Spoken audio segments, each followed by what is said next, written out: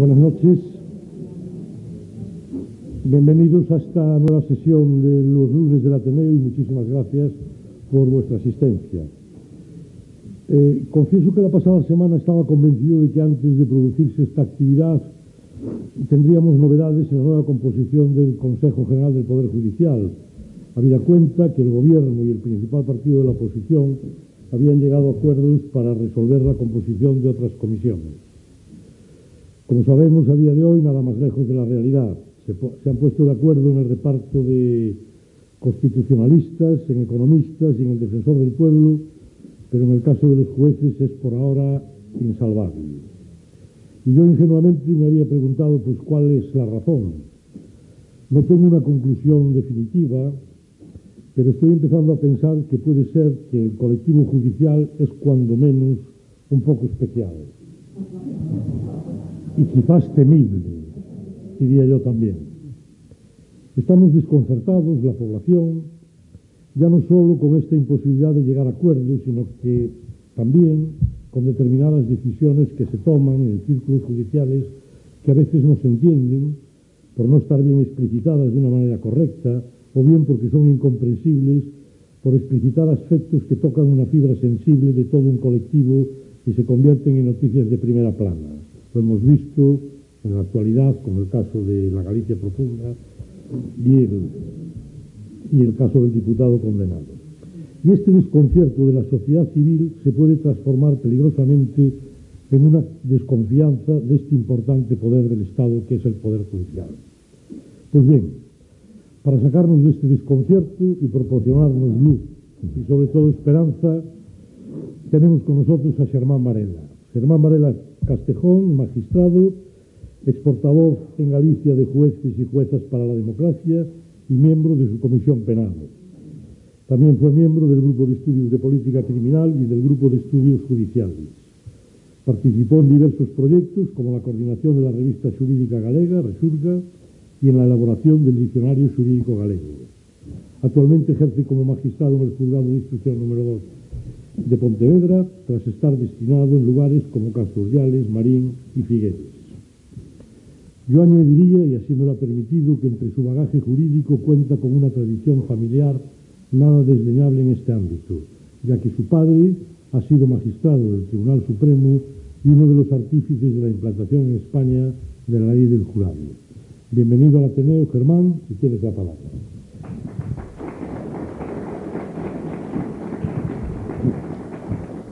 Moitas grazas. En primeiro lugar, por suposto, agradecerle ao Ateneo de Santiago a temeridade de traerme a intentar falar destes temas, pero temo que debo comezar por advertir que non creo que sea quen de sacar a ninguén do desconcerto, sino máis ben o mellor de generar novas dúbidas ou novas perspectivas, non? Do problema que nos atinxe. De feito, fui elaborando o que quería contar, intentando escribilo, e finalmente, dunha forma consciente, a parte final deixeina un pouco deslavazada. A parte final é precisamente a de elección do Consello Xeral do Poder Judicial. Por qué? Porque me parece máis interesante primeiro situar, me parece primeiro máis interesante a fase coloquio que a fase ponencia. Creo que na fase coloquio seguro que conseguimos aprender todos un pouco máis. Pero, ademais, me parece máis importante en primeiro situar os dous primeiros termos do título que vimos empoñer a esta charla, que era Poder Judicial e Democracia, ¿no? Entón vou intentar artellar dende aí unha intervención relacionando esos términos. Ahora ben, é evidente que unha empresa moi complexa, ¿no? Son moitos os matices, as precisións, os contramatices, as contraprecisións que os dúas termos por si mesmos existirían, pero que cando tentamos juntalos todavía máis. Entón, quizáis cabría empezar por advertir que hai distintas perspectivas ou formas de afrontar como estudamos a relación. Unha sería meramente descriptiva, ¿no? Describir as relacións entre os dos termos, entre a idea de democracia e a idea de que exista un poder judicial. Esta tarea descriptiva podería facerse describindo o que é o armazón normativo, o conjunto de normas, de legislación, bueno, de institucións que existen, ou, dentro outra perspectiva, que sería describir a realidade actual de como se moven esas distintas institucións. Tamén poderíamos achegarnos desde un punto de vista normativo, é dicir, preguntarnos polo deber ser, por como deberían ser as institucións ou as realidades vinculadas, ¿no? Un deber ser que además poderíamos referir a cada unha das cousas que dixemos antes, a armazón normativa ou a descriptiva da realidade actual, e incluso cabería unha aproximación explicativa, pensar de facto como está organizado agora mesmo, como funciona e que explica que sea así. Os juristas tendemos a veces a facer moito análise descriptivo, pero pouco explicativo. Primeiro porque necesitamos o descriptivo da norma xurídica para aplicala, non? E segundo, quizás porque o explicativo supera a nosa función. E aí vou a outros dous límites na miña intervención. Por un lado, teño un tempo limitado, lógicamente, non son 40 minutos, vou intentalo. Non é cuestión tampouco de que invertamos moito máis tempo, porque ao mellor, ainda que estivera 5 horas falando, non chegaremos a un sitio moito mellor. Repito, creo que o coloquio pode servir para asentar as ideas e meter os matices que, sin dúbida, van a ser necesarios. Ademais, hai outro límite, son suís, non son ni politólogo, ni filósofo. Intento ser, ademais de suís, xurista, pero non sempre o logro, a maioría das veces me quedo en suís, non chego a xurista, non? Hai moitas das reflexións ao redor dos vínculos que teñen máis que ver con filosofía ou con problemas políticos nese sentido de politoloxía, que propiamente co xurídico, ainda que os xuristas sempre tentamos un achegamento a todo este campo. Pido, en todo caso, disculpas adiantadas, porque empregarei moitas veces conceptos ou termos ou ideas que proveñen deses dos campos que eu realmente non manejo. Se hai alguén experto neses, pidolle disculpas se meto en algún caso, bueno, a pata máis al lado que é tolerable, non? Con todo isto, quizás é o momento de que o Ateneo recoñeza que se equivocou convidándome, non? E que mira que ter convidado a outra persona. Estou seguro de que os próximos luns do Ateneo irán mellorando de novo a calidade, pero bueno, xa que estamos aquí, e xa nos sabías, vamos a intentar dar pues a intentar falar destos temas entendendo o que dicen antes. Ao falar se van a mesturar as diversas perspectivas, a que describa, que xulga, que intenta explicar. Hai afirmacións que ao mellor teñen un certo sentido cando quero describir, pero non o teñen noutro campo. Pido, repito, disculpas por iso e que se me tome un pouco a beneficio de inventario, non? E ademais, repito, casi cada afirmación que poida facer eu aquí, e creo que casi prácticamente todas, sería sometible inmediatamente a algún tipo de matiz. E despois hai outro problema que falábamos antes de entrar. Casi calquera afirmación que se faga sobre estes temas, a cada persona que a fai e a cada persona que escoita, lévalle a pensar nun caso concreto, no que pasou algo. O problema a veces co mundo da justiza é que se algo que pasou mentira. A maioría falábamos, que susto agora falábamos desta realidade, non? A maioría das noticias que se producen sobre resolucións judiciais non soen responder realmente o que pasou nese proceso judicial e tenden a buscar un titular impactante. Isto non é propio só do problema da justicia, probablemente é propio das formas de comunicación actual e da búsqueda del clickbait, que se chaman, pero no mundo da justicia todavía máis acuciante, porque ademais existe un problema que se repite, que é que os xuíces nin podemos nin debemos defender as nosas resolucións fora das nosas resolucións. Así que hai compañeiros que non o ven así e se pasean por platós televisivos ou escriben novelas falando dos seus casos. A mí me parece que un límite ético é non facelo, nunca falar dun caso, debemos falar na nosa resolución. Outra cosa son os análisis xerais. Ademais, tamén adverto, eu creo, despois ao final intentarei explicar para de notitas desto, solo notitas, solamente para situar dende onde falo eu, que creo que é importante saberlo. Creo que os suíces e as suizas temos que ter un certo grado de compromiso ético e de autocontención cando falamos en público, porque falamos, evidentemente a mí se me chama por quen son eu, pero tamén porque son magistrado. Non fora magistrado igual non estaba aquí sentado. E iso creo que obriga a unha certa prudencia na expresión, o cal non ten que ver con que non podamos decir nada ou non podamos opinar, digamos, non hai chegar a eso. En todo caso, comezando no título da ponencia, Democracia e Poder Judicial, non? E o termo democracia, por empezar polo primeiro dos mencionados, é un dos de máis difícil definición. Os debates, ademais, cando que pretenden é valorar se estamos ou ata que punto estamos nun sistema democrático, cal é o nivel de calidade democrática, son extremadamente difíciles, están plagados de discusións tanto ideolóxicas, de valores, como discusións de feito, de cal é a realidade actual. Nestes últimos anos, ademais, parece que hai un sometemento da propia democracia en test de estrés por unha certa extensión dun desapego cara a política, cara a sistemas democráticos liberais, que ten, cando menos, dúas, non sei se decir derivas, dous enemigos ou dúas puntos de análise, podríamos decir. de respostas de carácter totalitario e neofascista que se están vendo por Europa cada vez con menos vergüenza, cada vez, digamos, máis dispostos a decir sinceramente o que propoñen. E aquí me dá, bueno, nestes momentos, por poñer un solo exemplo, en Italia case o 45% da poboación manifesta que ten vontade de votar a dos partidos que se definen como prácticamente como ultradereita, Fratelli d'Italia e Liga Norte, ¿no? Todo a carga contra a democracia e contra o discurso democrático que provén de aí, dende logo un problema. E por outro lado hai un cuestionamento, eu non diría por outro lado, porque sempre parece que ponemos nos extremos que son iguais. Non son iguais.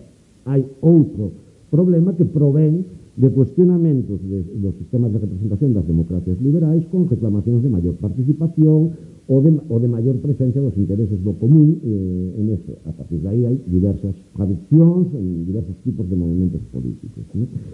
En todo caso, non é a primeira vez que o sistema democrático se somete en test de estrés deste nivel. Pensemos nos anos 30, cuidado, non quero facer tampouco ninguna comparación pouco rigurosa en canto a distintas situacións históricas, pero o que sí me interesa poñer de manifesto, porque vai ter relación co Poder Judicial, é como dende o século XIX, xa dende antes, pero sobre todo en principios do XIX, se vai producindo un cambio na propia concepción que merecía o termo democracia, a que se aspiraba coa democracia, ¿no? Esos cambios van sendo acompasados nos cambios na conformación do propio Estado, que pasa de proclamarse Estado liberal de dereito a Estado democrático de dereito, a Estado social e democrático de dereito. Como intentarei despois, en que sea brevemente, esbozar, eso tamén afecta a idea de Poder Judicial. Por iso, se queremos falar da relación, primeiro temos que falar desto, ¿no? Como digo, pasamos da idea de que democracia era residenciar no pobo a soberanía.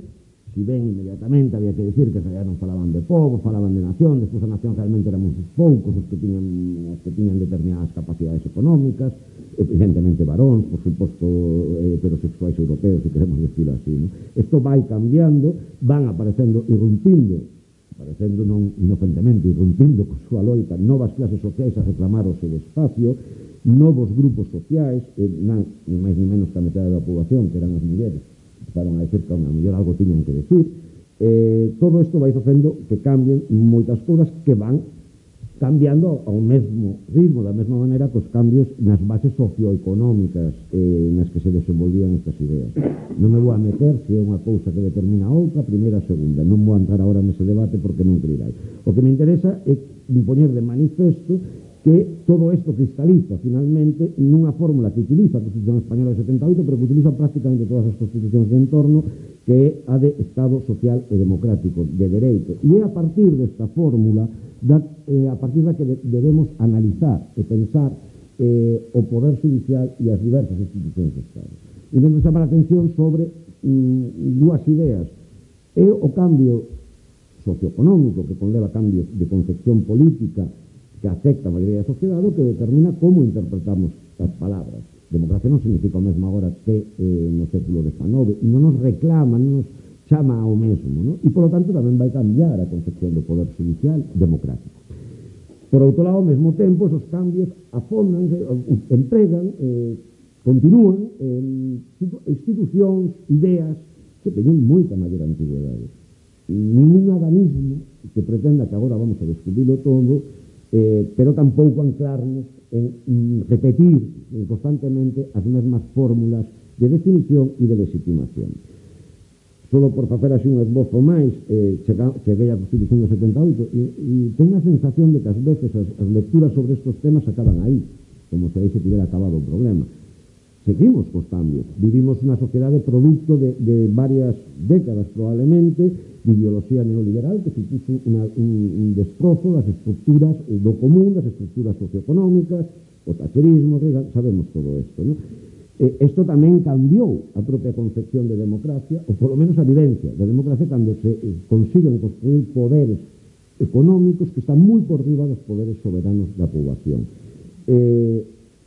Xa inserto, para ir adiantando, para mí un dos posibles muros contra esa perda de soberanía política da cidadanía é precisamente o respeto a institucións como o Poder Judicial.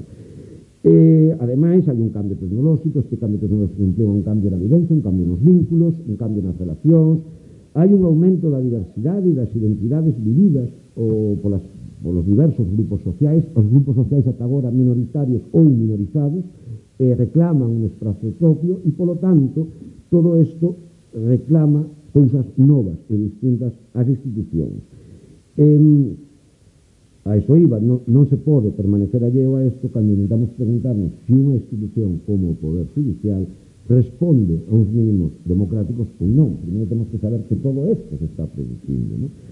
Con eso intento decir, bueno, mellor sigo despois o desenvolvo, ¿no?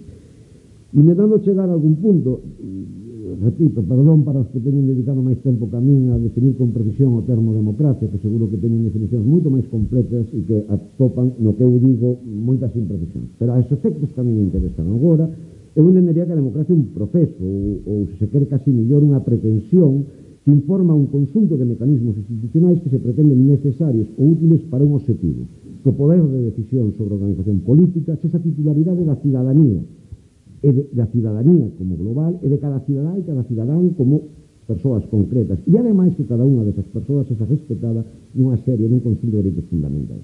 Evidentemente faltan moitas cousas, non? Entre outras cousas, probablemente o elemento económico-material, sin o cal é difícil que isto se faga mínimamente real, mínimamente efectivo, non? Para conseguir ese objetivo, ideamos un primeiro sistema, por decirlo así, que vamos a tomar decisións mediante o cómputo da adhesión mayoritaria. Es decir, vamos a contar canta xente apoia unha medida e eso será o principio de maiorías e minorías.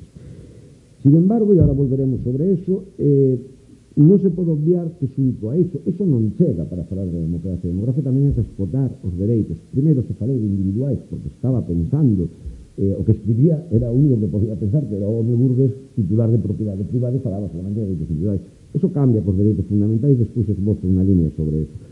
Pero interesa como confluen dous conceptos ou dous grandes tradicións, dous grandes bloques tectónicos, chamáballe que non foi o nome agora, bueno, é unhas formas que se tivo para chamalo. As ideas demoparticipativas e as ideas demoprotectoras, é dicir, conseguir que o demos participe no poder político, pero ao mesmo tempo proteger as persoas incluso dese poder político por moi legitimado por maiorías que este. Evidentemente, xa dixen, había que atender a moitos máis elementos, aseguramiento do espazo de participación libre no debate para a conformación das maiorías, para que hai un verdadeiro espazo. Eso nos levaría ás ideas deliberativas, nos que ahora non podo entrar, e además non son imprescindibles para o que vamos a falar, pero quero decir, con isto, aparte dos elementos materiais que dixemos, o que me interesa poñer de manifesto como primeira cosa encima da mesa, porque surge sempre que se debate de poder judicial e democracia, é que a democracia non é o voto da maioría. A democracia non é o sistema político no cal se deciden as cousas por maioría. Eso é un dos elementos da democracia, xunto a outros elementos, que sin os outros elementos este pode de feito ser unha farsa. Bueno, poñer os exemplos máis dramáticos, nos iríamos a idea dos sistemas dictatoriais que funcionan plebiscitariamente. Se ven no sistema, bueno, da igual, o famoso argumento do ascenso de Hitler, que non foi democrático e non foi polas urnas, pero bueno, ese é outro debate sobre como ascendeu Hitler ao poder. Aunque a experiencia, bueno, perdonad este pequeño inciso, aunque a experiencia de Alemania nos anos 30 e a chegada ao poder é moi interesante en canto ao papel que ocuparon, en este caso, o Poder Judicial, tal como estaba conformado naquele momento, que foi absolutamente terrible. No inmediato anterior, hai un libro interesantísimo que chama Os Xuíces do Terror, e que va analizando as diversas resolucións judiciais que hubo nos anos anteriores ao ascenso ao poder de Hitler, e de como foron amparando, ou justificando, ou legitimando a actuación nazi, ¿no? E ao mesmo tempo interesante ver como evoluciona, por desgracia foi terrible, pero a verdade é que foi un laboratorio para moitas cousas, como funciona posteriormente a chegada ao poder de Hitler, que, repito, non foi democrática, porque se ganaron as elecciones, onde que primeiro mataron a metade da oposición, así, claro, non é máis fácil chegar, ¿no? Pero como foi despois a relación co principio de legalidade, porque outra das afirmacións que se fai cando se debate poder judicial e democracia é non, pero es que ti defendes o principio de legalidade e iso levou a aplicar as leis do nazismo. Non, é mentira. É mentira, absolutamente falso. O primeiro que fixo o partido nazi foi juntar a un grupo de persoas do dereito, despois de ter expulsado das cátedras de dereito a todos os ideos comunistas e os que pasaban por ali, que non foran eles, os expulsaron directamente, algúns os mataron, ademais. Despois de por iso reunimos nos campamentos que organizaron para isto, con cara de infinita al frente, para idear a forma de cargarse o principio de legalidade, que era o primeiro que querían facer, cargarse o principio de legalidade. No, tanto esa idea repetida a veces como lugar común de, no, es que o principio de legalidade leva aos nazis o poder, é falso. Pero bueno, perdonarme por estes cursos, pero era para situar un pouco. O que iba é a democracia un concepto complexo, a democracia moito máis que votar. Entre as varias cousas que se necesita para, polo menos, achegarnos a unha idea de democracia, unha delas, baixo o meu punto de vista, é a existencia dun poder judicial independente, porque esta é unha exigencia da democracia, non é unha contradicción coa democracia. Vamos a pasar entón a ese concepto, ou a ese outro par, ¿no? Democracia, poder judicial. É moi difícil falar do poder judicial, hai moitas formas de achegarse ao problema, desde recordar as súas orizas, a intentar describir a situación actual. En todo caso, vou intentar unha delas falando primeiro do que é o momento jurisdiccional. Que é jurisdiccional, ¿no? O jurisdiccional é o momento de aplicación da norma, que hasta ese momento abstracta, descrita en abstracto, ao caso concreto, ¿no?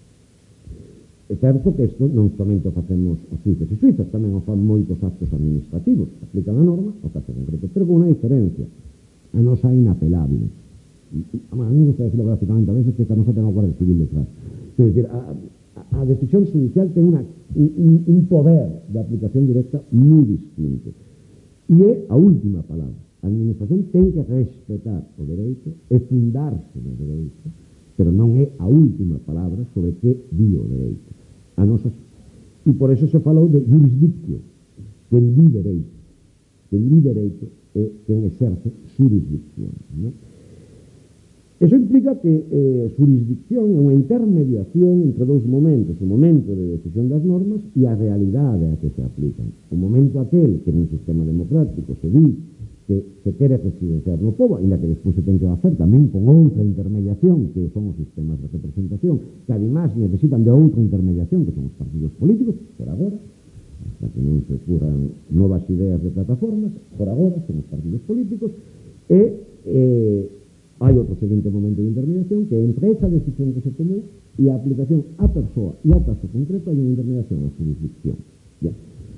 E, dende logo, como creo que é evidente da propia descripción, un momento de unha inusual importancia, definidora, tan definidora, que históricamente no medievo, cando se empeza a construir o poder real, o poder do monarca, o poder do monarca se entende constituído e se pretende, e é consciente, non é unha lectura posterior que se fai dende a historia, non, os que participaban nisso eran conscientes que existían tanto en tanto o poder real fora capaz de ser o titular da jurisdicción, de dominar a jurisdicción penal.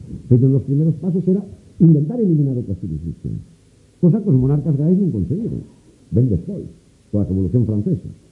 Para que o povo fora soberano, había que acabar con calquera jurisdicción que non fora a do povo, entendendo como povo nación e entendendo que a nación se constituía a través do Estado, que además era central e único, ¿no? Pero esa jurisdicción única provén de esa trascendencia tan absoluta, tan definidora de quen é realmente o poderoso nunha sociedade, que era o titular da jurisdicción. Tres notas, pero apunto para falar do que é a jurisdicción, o momento jurisdiccional. Primeiro, é inevitable, se lo dice lo que acabo de decir, ¿no? En todo caso, se saca ese sistema político do que nos queramos dotar, si queremos que sea racional, é dicir, se queremos que persiga un fin a través, que se pode describir a través da razón e non meramente unha suma de decisións arbitrarias, hai un momento en que a norma vai ter que ser aplicada ao caso concreto, porque sempre existirán conflictos sobre o que sucedeu ou conflictos sobre que é o que di a norma cando sucede unha determinada cousa, e vai haber que resolvelos. Por tanto, é inevitable, ¿no? A mí hai veces críticas que leo o Poder Judicial en diversos aspectos ideolóxicos que me parece que pecan de unha ingenuidade, non sei se máis ou menos consciente, ou un revival dos principios jacobinos máis, bueno, vais a un punto de vista máis ingenuo, que creo que esquecen esa inevitabilidade do momento. O sea, se saca el sexo ao sistema, vai existir ese momento. Pero además de ser inevitable, é conveniente, porque podría ser asumido como un mal menor, como que llevamos a hacer, pero creo que non. Eu defendo que que precisamente se a finalidade é que a través de normas organizamos a convivencia cidadá, necesariamente é necesario que para aplicar a norma a caso concreto establezcamos ese momento jurisdiccional, é dicir, ese momento en que unha instancia distinta a que ten pretensións políticas cando aproba a norma decida si ao caso concreto hai ou non hai que aplicar unha norma, ademais dos elementos de feito que tamén despois veremos que son unha fonte de legitimación. Adianto a miña perspectiva de que o que pode legitimar o Poder Judicial ten que ver con un entramado de afirmacións, non con unha única afirmación, non? Ademais, como digo, se queremos que sea racional e queremos este segundo objetivo, é dicir, na expresión clásica que se trate do goberno das leis que non do somos, o sea, habría que quitar o de homens, evidentemente, para ser realmente inclusivos, pero creo que nos entendemos. O que pretendemos é que a decisión esté vinculada á lei, non ao capricho arbitrario da persona chamada a decidir, por moi ben intencionado. As tribus con organizacións moito máis antiguas efectivamente acudían al cadí, acudían ao, bueno, a que cumplira esas funcións baixo a súa voluntade. Outros pretenden que sea sempre, ou pretenderon en algún momento, que sempre se residenciara no mesmo órgano que era o titular da soberanía, é dicir, normalmente os regimes comunistas, o propio partido era quen tiña que decidir o caso concreto, pero entón non había diferencia, non era a lei a que decidía o caso concreto, era a mesma voluntade. Pois ben, esta foi a primeira pretensión de feito dos revolucionarios franceses, como dixen antes, eliminar jurisdiccións que non estiveran sometidas a este control soberano, ao tempo que someter a lei, non? Ademais, bueno, isto nos levaría a recordar que Montesquieu suele ser bastante mal leído, aparte de que él leía bastante malo con bastantes intereses, porque él afirma que o que él defendía o copiaba de Inglaterra era mentira, en Inglaterra non pasaba nada que decía Montesquieu en aquel momento, pero a lle viña ben, é logo moi interesante, pero tampouco falaba exactamente de unha separación total de poderes, falaba de uns equilibrios entre os poderes, que era o que él entendeu que pasaba en Inglaterra en aquel momento. En todo caso, o que era importante e relevante era pretender que o executivo que naquel primer diseño aínda contaba con participación dun monarca non poidera decidir os casos concretos, ¿no? En todo caso, además de ser inevitable, en un momento, o momento jurisdiccional é, sin embargo, ou precisamente por iso, moi problemático. No primeiro diseño, isto é do que falaba dos revolucionarios franceses naquel momento, que se pretendía? Que pretendeu a famosa expresión de Montesquieu de que se a boca muda da lei. A lei era completa, a lei daba solución a todo, e o xuiz non tiña nada que achegar a eso, simplemente a aplicala. Ata o punto de que se tiña alguna dúbida sobre como facelo, o que significaba, tiña que preguntarle ao Parlamento sobre esta. Este diseño, esta concepción de que a función jurisdiccional limitábase a unha aplicación mecánica sin ninguna outra influencia, permitiu, non sei se deu lugar ou simplemente permitiu, posteriormente, xa con Napoleón, que a organización judicial se fundara nun modelo burocrático en que se asignaba esta función a calquera funcionario baixo o control do Executivo, porque a fin de contas carecía de poder, certo, non se falaba de poder judicial, sino de administración judicial, que era unha cousa distinta, non? Pero pronto non quedou máis remedio que aceptar que isto non funcionaba así.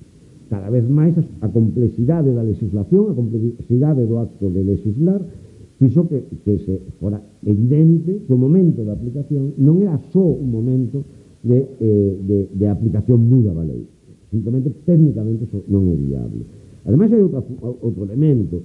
Parecía fácil cando as valoracións se residenciaban sempre en uns membros do Poder Judicial que respondían a varóns da clase burguesa, que respondían a uns valores que, ademais, eran basicamente homogéneos. Pero a sociedade foise volvendo máis complexa.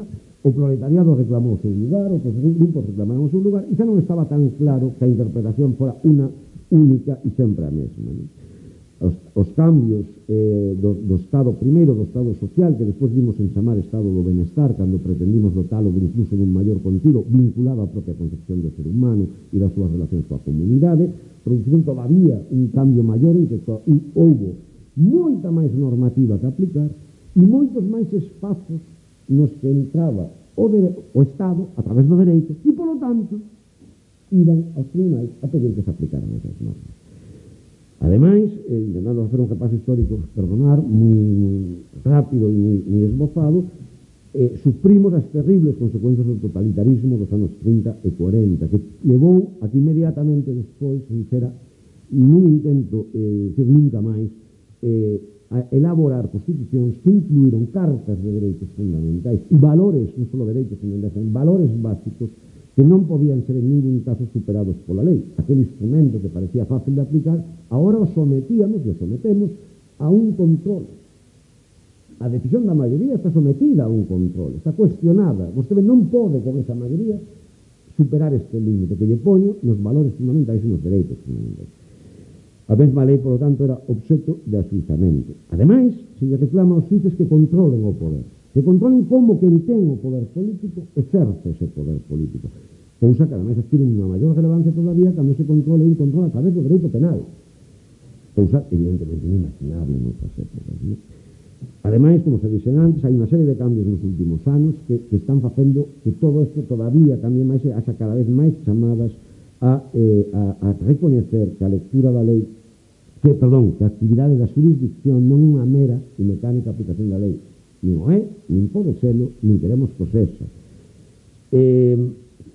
A simple lectura da lei non pode resolver todos os conflictos, pero ademais temos outro problema que digo solo por apuntar algunhas fontes que a veces levan a esas non sei como foi a palabra desconcertos que se producen na poboación, que teñen que ver en non poucas ocasións con reclamar ao Poder Judicial que solucione problemas demandas sociais que o Poder Judicial, o momento judicial, non pode resolver. Aquí non me vou a privar de ler un texto que fai un resumen desta pretensión que fala non se trata solamente da aplicación de la norma, es precisamente el fracaso de la norma, lo que determina el surgimiento del conflicto. La solución de este es lo que se insta del juez. Se pretende, pues, suplir con el momento jurisdiccional la incapacidad del momento político para satisfacer la demanda social y la evitación del conflicto.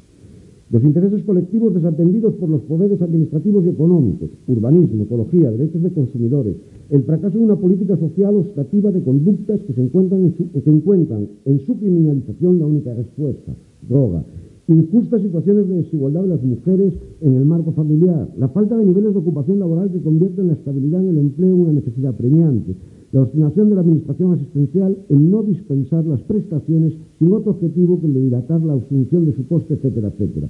Son causas de conflictos que generan la multiplicación de demandas ante la jurisdicción. Y ante la imposibilidad de que la actuación jurisdiccional erradique el sentimiento generalizado de insatisfacción, se la responsabiliza, la actuación jurisdiccional, de una ineficacia que solo es atribuible a otros centros de poder. ¿Por qué no me resisto a leer esto? Porque un texto de 1986. En 1986. Y xa estábamos nunha situación así. Ahora está, creo, agrandado. Intentando resumir esta parte, para non irme moito máis de tempo, o Poder Judicial é un momento inevitable, necesario, conveniente, pero problemático.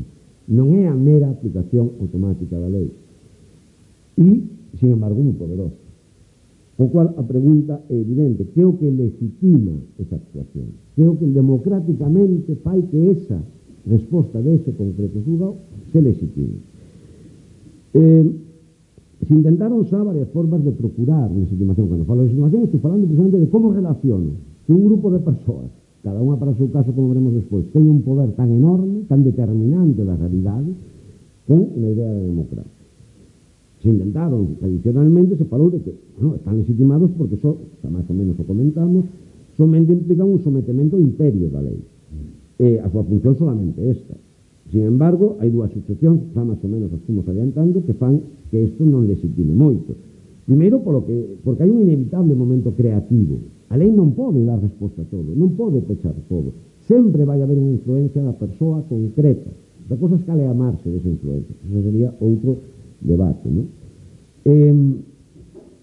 Ademais, aquí me falta, non sei por qué, unha das partes. Debe de caer. Bueno, da igual, máis ou menos a recordamos. Interesante. Bien, esta forma de sometemento ao imperio da lei non sería suficiente, baixo o meu punto de vista, para legitimar esas actuacións. Un segundo intento está un pouco vinculado, ven a referir como motivo de legitimidade que es que son un poder independente. Somos un poder independente. Pero o problema é que somos un poder independente porque estamos sometidos ao imperio da lei. Logo, se non estamos sometidos ao imperio da lei, parece que quebra un pouco. Isto levou a algunhas persoas, algúns autores, a proclamar que a independencia judicial era un valor a non ter en conta, que é un valor falso e que, polo tanto, non debíamos entender. Bueno, eu, polo que direi despois, creo que sí é un valor moi relevante, pero no caso, sobre todo, eu creo que hai un argumento importante sobre a independencia judicial, que é como o mesmo argumento para facerse vello. A alternativa é peor. O sea, a alternativa a ausencia de independencia judicial é terrible. Un terceiro, máis que intento de legitimar proposta para que se legitimaran, é propugnar que sexan elegidos mediante sufragio universal quenes ocupen estes cargos. Pero aquí aparecen xa varios problemas. Un primeiro problema, por decir algúns, é que as decisións judiciais, despois se me atendo e darei profesionalmente sobre isto, non se legitiman pola maior ou menor adhesión que producen. Se legitiman, no sistema estacional, pola verdade ou pola pretensión de verdade ou por procurar a verdade das afirmacións instrumentais que debe realizar. É dicir, cando un xuiz decide un asunto, o primeiro que ten que decidir é cales son os feitos probados nese asunto. Se están probados a súa decisión, obtén legitimación. Da igual si se obtén máis ou menos apoio, eso non legitima esa decisión, porque non é propiamente unha decisión política.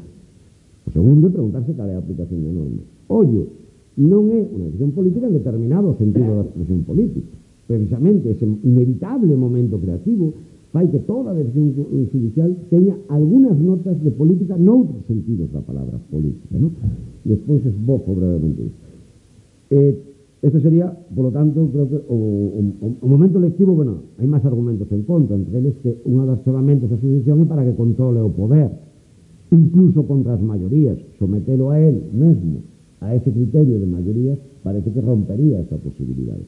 E, ademais, creo que é necesario que existan dinámicas ou concepcións institucionais diversas nos diversos poderes do Estado. E a dinámica do judicial, se o que queremos é que resolva esos casos concretos conforme a proba sobre os feitos dese caso concreto e a maior ou menor consecución de proba de verdade que se produzca, ademais da aplicación da norma, non da vontade que hai nese momento por outros intereses, sino da norma, e que está xa aprobada no momento anterior. Eso non se obtén mediante un sistema, a dinámica institucional que se precisa para que eso se poda producir non é mediante un sistema electivo, ¿no? Por lo tanto, estos sistemas eu creo que non son aptos. Entón, como podemos legitimar ao poder judicial? Eu intento un esbozo, apuntando algunhas ideas que creo que poderían axudarnos a sair e que van a determinar a opinión que teñamos sobre a forma de elección do Consello Xeral do Poder Judicial, previa comprensión de que é o Consello Xeral do Poder Judicial. Dende logo, un debate sempre pertinente, sempre necesario. A afirmación do poder, de todo o poder, pero dende logo o Poder Judicial é inevitable e non pode ser tomada como unha agresión, ainda que a veces algúns sectores judiciais efectivamente tomen como unha agresión. Non tomalo como unha agresión non quere decir estar de acordo con os argumentos que se verten en contra de que é distinto, ¿no?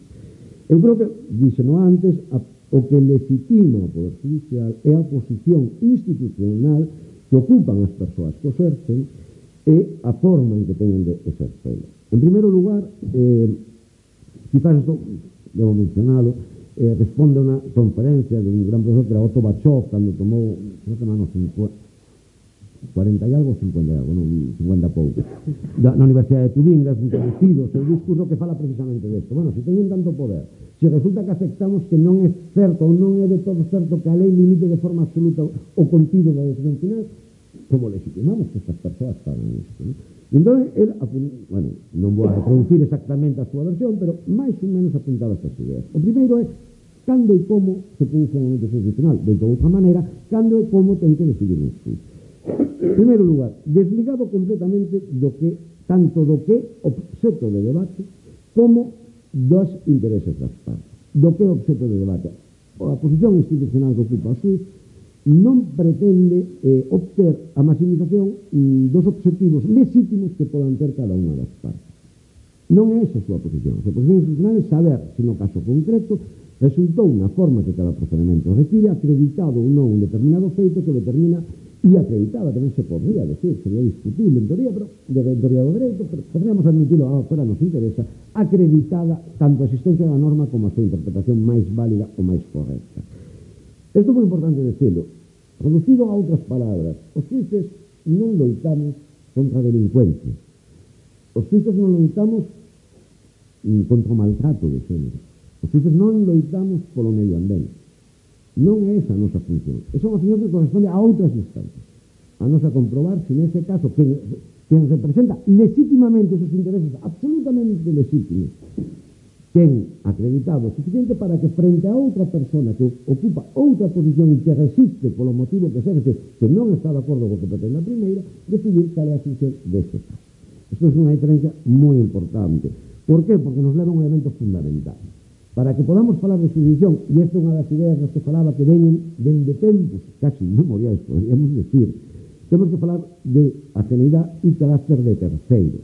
Só en tanto exista o xuiz sea un terceiro entre dúas partes que unha pretende algo e a outra discrepa, resiste, hai diversas formas de expresalo, estamos falando de jurisdicción. Se non é un terceiro, non é jurisdicción, é outra cousa. Mellor ou peor, bueno. É dicir, só en tanto cesa imparcial.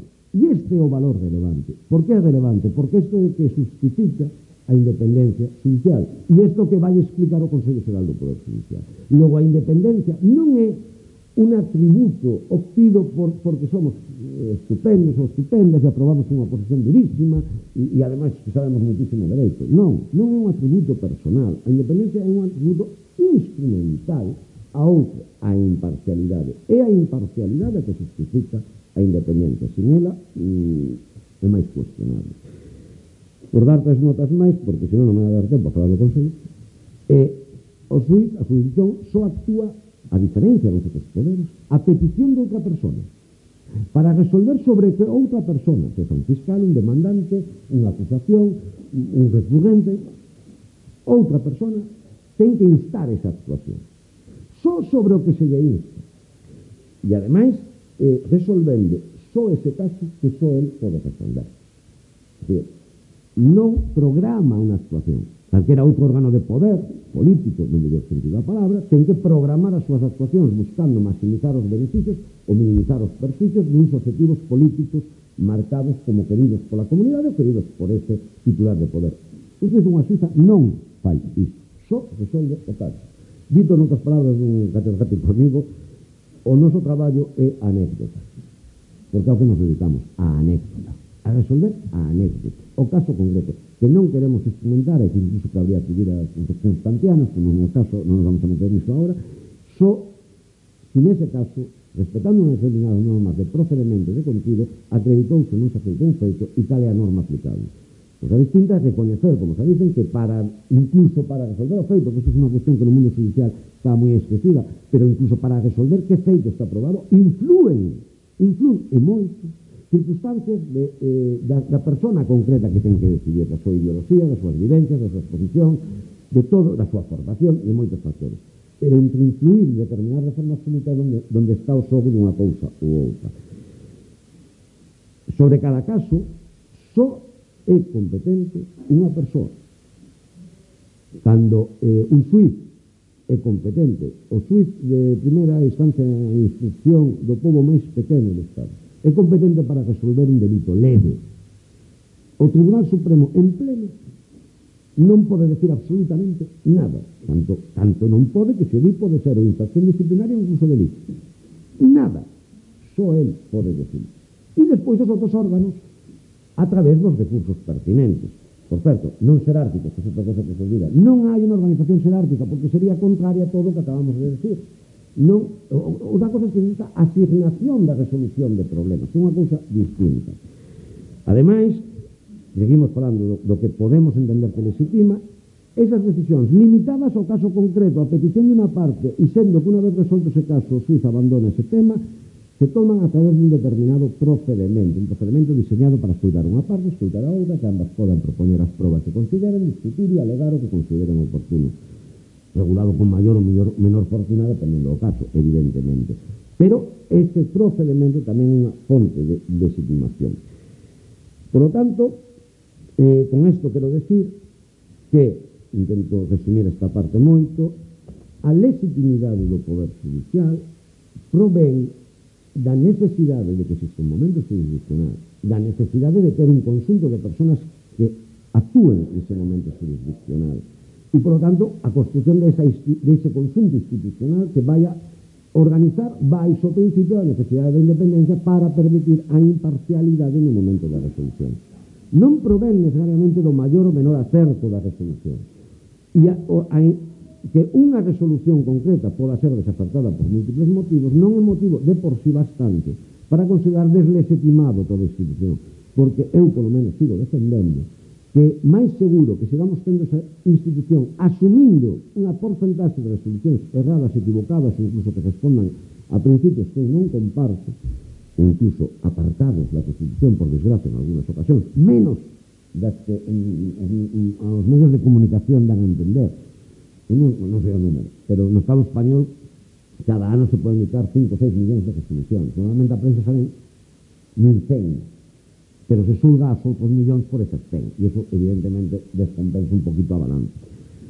Ahora ben, dito eso e reclamando unha vez máis que a idea de que só o respeto ás institucións permita afirmar o carácter democrático do Poder Judicial e con maior motivo pequenos cursos cando existe unha pretensión evidente por parte dos poderes económicos e por parte das tendencias neoliberais por un lado, e por outra banda, por parte dos movimentos de carácter totalitario, que xa non son meras referencias do pasado, que son Italia co 45%, que Hungría, que Polonia, que Francia con Le Pen e este individuo que sei agora, este individuo que non sabemos nada do e non no Estado español, que como sabíamos non había ultradereita, verdad? Pois todos esos discursos totalitarios van a pretender, entre unha das súas finalidades, eliminar calquera conato idea de independencia judicial, porque a independencia judicial como institución é un posible freno ante os intentos, por os neoliberais, de desregular absolutamente todas as actividades económicas,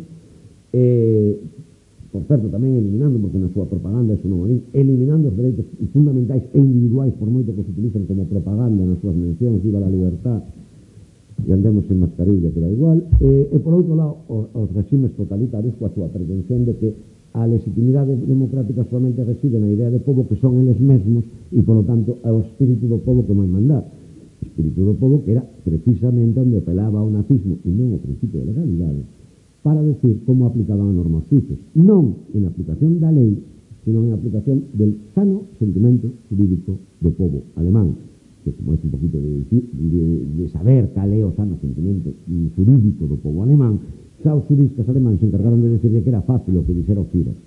E non é unha broma, o decían, non? Bueno, esos dos discursos, como vedes, son radicalmente contrarios a calquera idea de independencia judicial e, por suposto, de principio de legalidade, non? Bueno, minto, totalitario, o neoliberal necesitaría muitísimos máis matices. Estuvo facendo brocha gorda, perdóneme, non é exactamente así, pero bueno, achégase, vamos a deixalo aí, non? Ahora ben, dito iso, evidentemente, e isto creo que son matices importantes, o contido das resolucións judiciais, de cada resolución judicial, conflúe a legitimar máis ou menos resolucións judiciais que tamén existen, en que eu creo que a veces se magnifica o problema, pero existen, ancladas en valoracións ou en principios para min apartados dos mínimos constitucionais, menguan a legitimación. Chegar a afirmar que a resolución en si mesma non é legítima creo que dá un salto excesivo. Podería chegar a haber alguna resolución que fora un afastamento tan absolutamente brusco, torpe, afastado de calquera interpretación xa non razonable, sino imaginable, que podríamos considerar ilegítima. Pero eu tería cuidado, máis cuidado polo menos que algunhas ministras, antes de facer algúns comentarios de bofetada completa a unha resolución judicial que incluso pode estar equivocada e, baixo o meu punto de vista, non por eso podemos confundila con ilegítima, salvo que pretendamos en cada acto facer un juicio de legitimidade, pero entón isto non funciona, non pode funcionar. Segundo, ademais do contido da resolución, e isto a vez, moitas veces a carreira judicial esquece, o que acabo de decir e o que vou a decir agora, a posibilidade do debate público sobre as resolucións judiciais é un elemento fundamental de legitimación. Só puidendo someter a debate e non pechando dun portazo calquera posibilidade de debate, agochándonos os suíces detrás de que isto é técnico e a xente non o entende, poderemos reforzar a idea de legitimidade. Por lo tanto, defensa a ultranza de que as sentencias judiciais, as resolucións judiciais, sexan sometidas a debate público. E ao mesmo tempo, máis nestes tempos, defensa a ultranza de que o debate público se faga nunhas mínimas condicións de racionalidade deliberativa. Por exemplo, falámoslo antes, ese debate público será legitimador ou non tamén dependendo do grado de información que se estea dando realmente sobre o que o día a resolución judicial debatida. Porque cando se informa como se informa, producen a veces efectos adversos en que o debatido non ten nada que ver co sucedido, ¿no? Xa sería un sueño que alguna vez a noticia por algo máis que anécdota da resolución e falara de unha tendencia jurisprudencial, como se está tendendo a interpretar, que isto é un sueño, ¿no? Por último, evidentemente, como a propia carreira judicial, como as suizas e suíces desenvolvamos e actuemos no exercicio e fora do exercicio, influirá en que nos podamos ver como máis ou menos legitimados, ou nos podan ver como máis ou menos legitimados. Repito, non é unha cuestión de unha afirmación absoluta. Isto está legitimado, isto non está. É máis cuestión de xogar con un terreno moito máis movedizo. Me estou pasando moitísimo do tempo, xa que vou a resumir moito. Volvemos. Moi relevante, definidor, imparcialidade. Como se pode ser imparcial? É dicir, como pode non estar comprometido no bo sentido, quer dizer, eu quero que a policía este comprometida na loita contra o crimen, eu quero que as institucións político-públicas comprometidas en acabar con os problemas do medio ambiente. O que quero que a decisión do caso concreto faga unha institución que non este comprometida nisso, porque senón non vou a poder estar seguro de como se aplica, ¿no? E, por lo tanto, para ser imparcial e non por outro motivo, independencia. Independencia se pode resumir tamén de unha forma moi fácil e para mí moi poética, que o suizo suiza que decide debe facelo sin medo e sin esperanza, sin medo de que o contido das súas resolucións lle produzca efectos adversos e sin esperanza de que lle produzca beneficios. Este é o objetivo a buscar, ¿no? Completamente telegráfico. Isto implica, se ten falado de dous tipos de independencia, bueno, se ten falado de máis, podemos avisar un dous, que se refiren a dous posibles ataques a esa situación, a esa posición, a independencia externa e a independencia interna. A independencia externa, na maioría dos autores, se refire aos posibles ataques. Ataque quere decir o que te ameaza con, ou o que te ofrece que, as dúas cousas, externos ao propio poder judicial. Como intentamos eso? Se intentan métodos de objetividade na restrición de acceso, que teñan en conta o mérito e a capacidade e non permitan entradas solamente por relacións con outros poderes. Moi importante na mobilidade, como se reparten os cargos judiciais, como se nomean, como se asigna, como podes planificar unha carreira judicial. A regulación estricta de responsabilidade disciplinaria penal e civil, os órganos que deben chamar, ahora volvemos sobre eso. Dentro deste capítulo da independencia externa está el reservar unha serie de materias que son especialmente sensibles, é dicir, son necesarias. Alguén ten que tomar decisións sobre nomeamentos, alguén ten que tomar decisións disciplinarias, alguén ten que decidir se te dá un permiso, se non se te dá, como organizamos a carga de traballo, non como se asigna un caso concreto, tal necesariamente ten que estar predeterminado, porque senón non sería aleatorio. E a aleatoriedade é fundamental para a imparcialidade, porque senón elixiríamos. E para iso existe un órgano que se chama Consello Xeral do Poder Judicial. Esa é a función do Consello. Como vou volver sobre ela, esta me vou a saltar.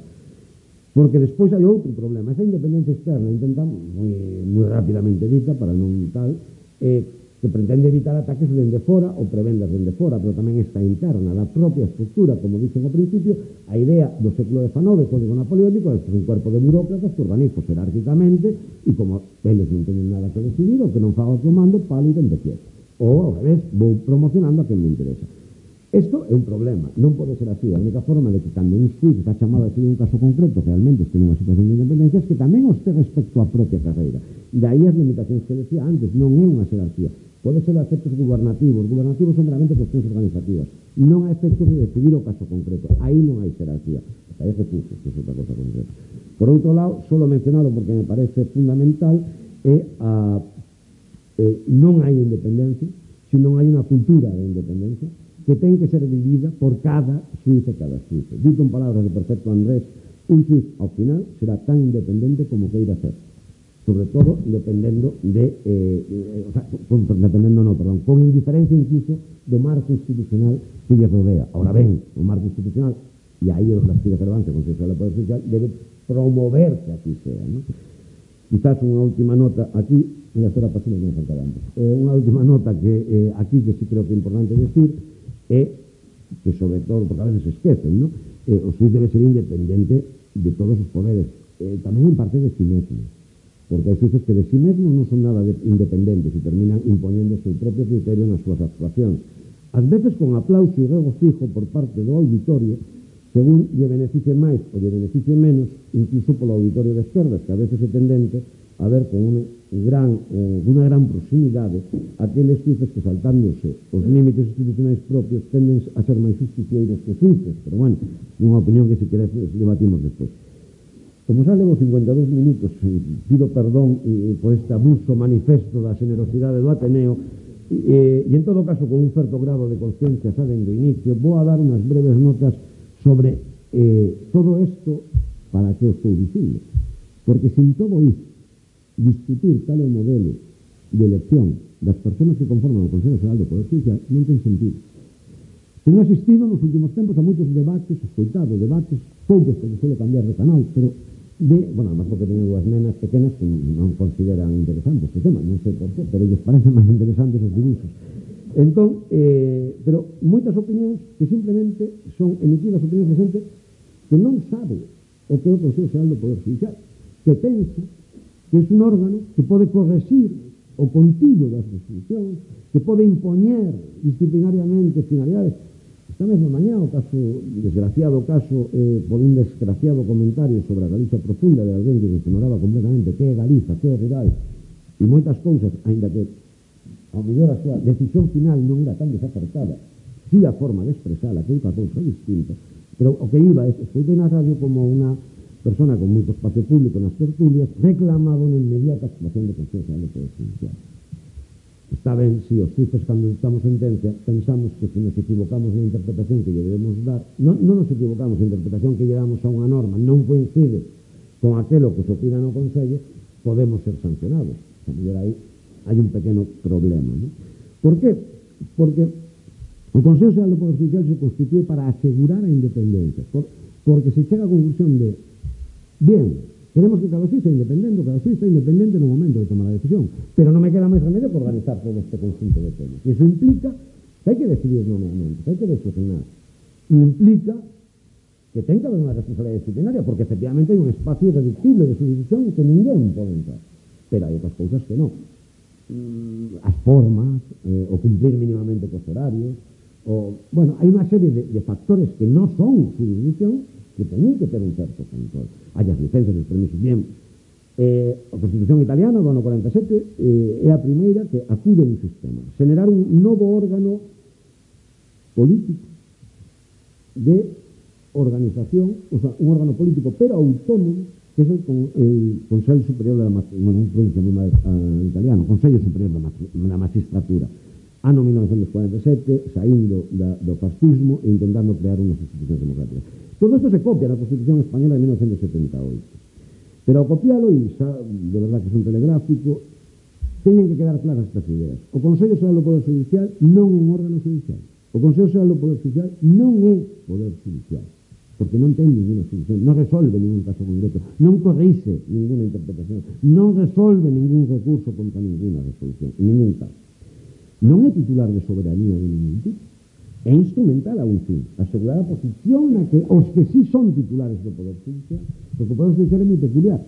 O Poder Legislativo reside nas Cortes, o Poder Executivo no Goberno, o Poder Judicial reside, en realidade, en cada xuiz e tribunal para cada caso.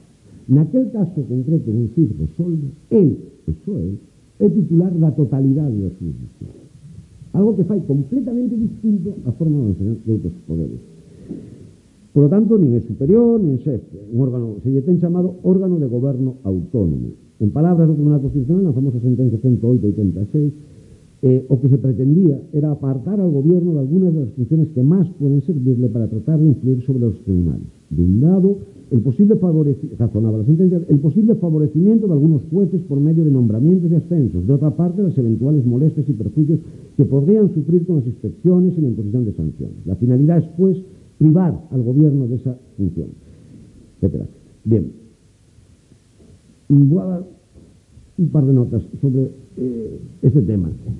Bueno, unha nota que non me resisto a dar: nomear non para calquera cargo. A inmensa maioría dos cargos judiciais se nomean por un criterio biológico, é dicir, hai unha lista, un escalafón, e se morre alguén que está arriba, pasas ti, e se non morre, non pasas ti. E isto funciona así, un escalafón funcionarial, ¿no? Pero hai uns concretos, concretamente o Tribunal Supremo, que son elegidos polo Consello Xeral do Poder Judicial. Evidentemente hai unha carga política nesa elección. E eu aquí discrepo de moitos compañeros e compañeras no sentido de que, si ben evidentemente comparto que se debe tener un filtro de carácter técnico, de capacitación, de coñecementos, só as mellores persoas preparadas deben chegar ali, pero a elección, baixo o meu punto de vista, debe ser con criterios ideológicos, porque o pluralismo político tamén é unha definición do Estado democrático. E porque nesas decisións, sobre todo no Supremo, toda decisión vai ter un certo grado de influencia, pero cando máis sube, e por tanto, canto máis afecta a interpretación xeral da norma, máis relevancia vai ter. E hai tendencias distintas. E, por tanto, eu sí defendo que os nomeamentos teñen tamén, non só, pero tamén que ver con cuestións de carácter político.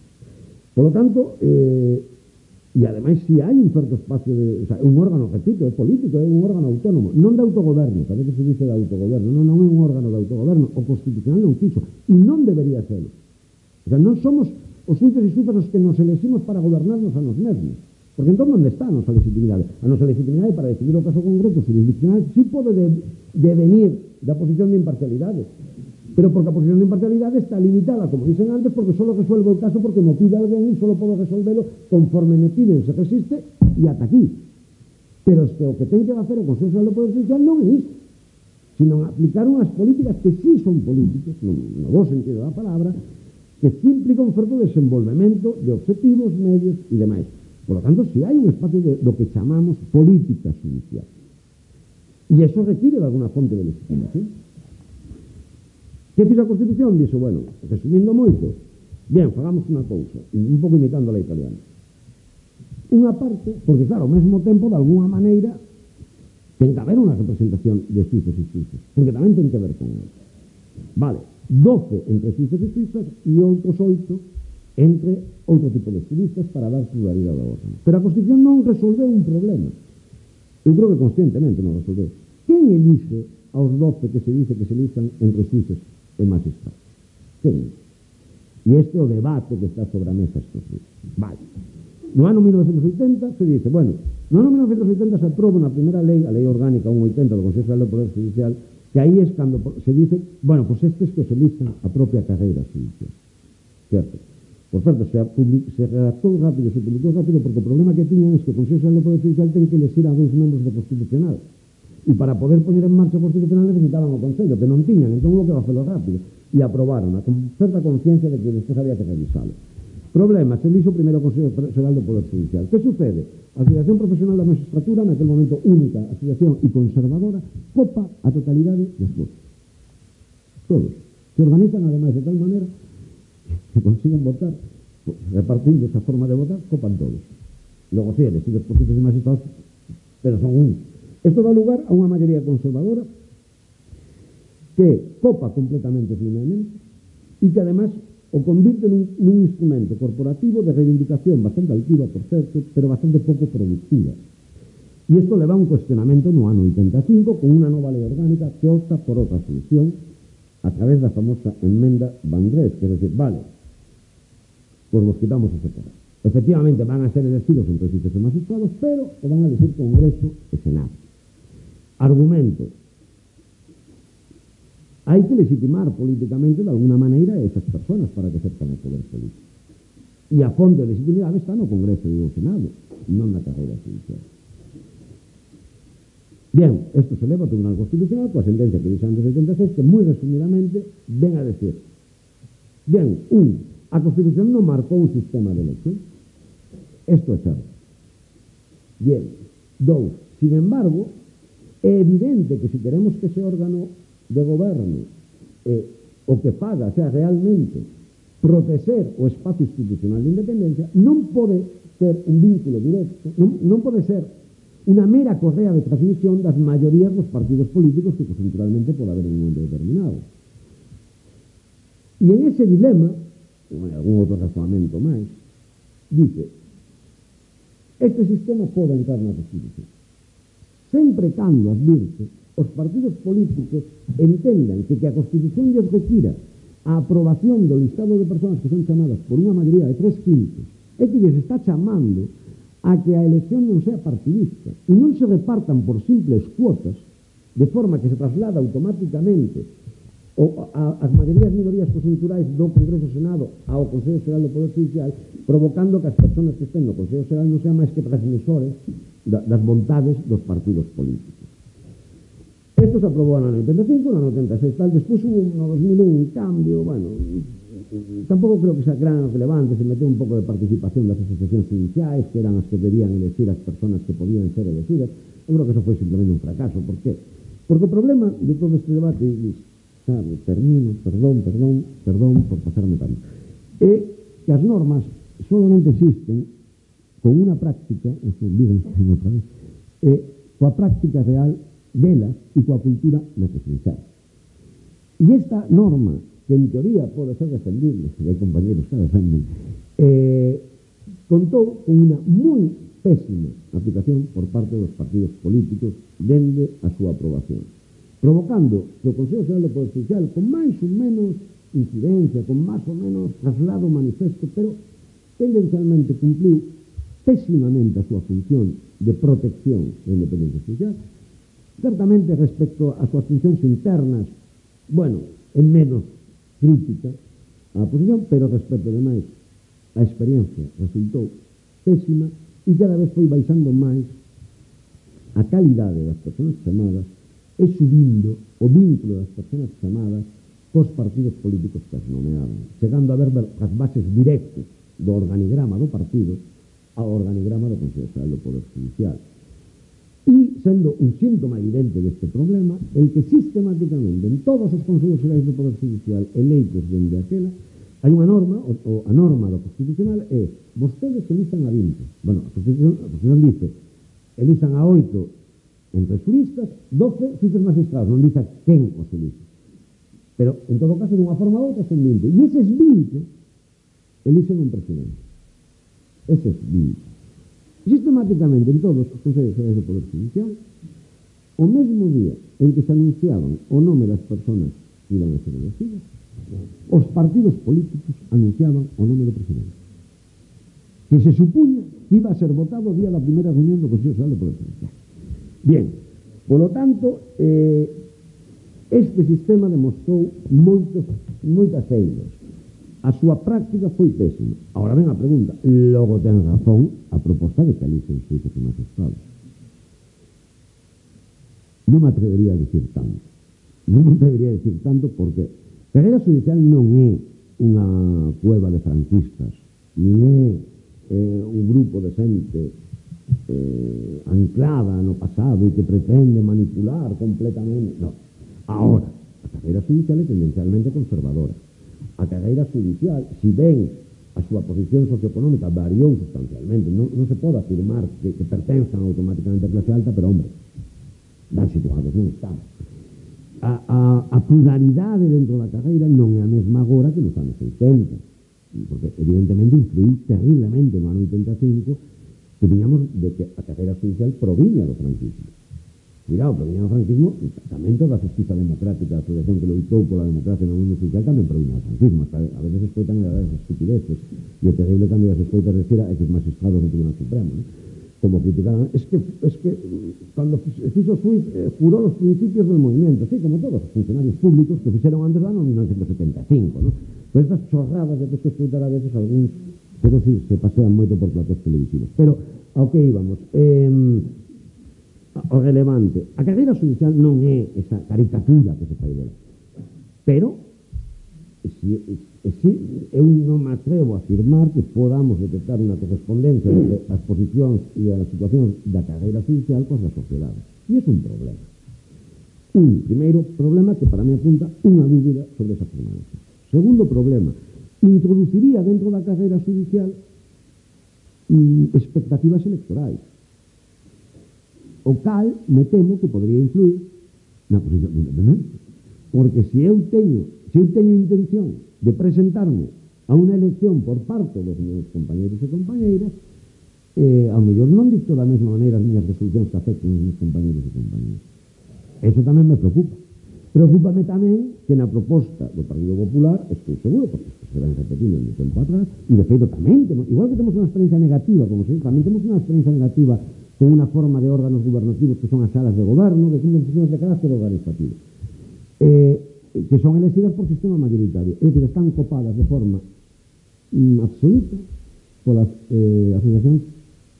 asociación mayoritaria conservadora, con todos os meus respetos, que hai grandes personas e xente absolutamente demócrata dentro delas, non nos equivoquemos tampouco, pero é así, copan de forma sistemática e absoluta e non hai unha representación ni plural ni variada dentro desas salas de goberno.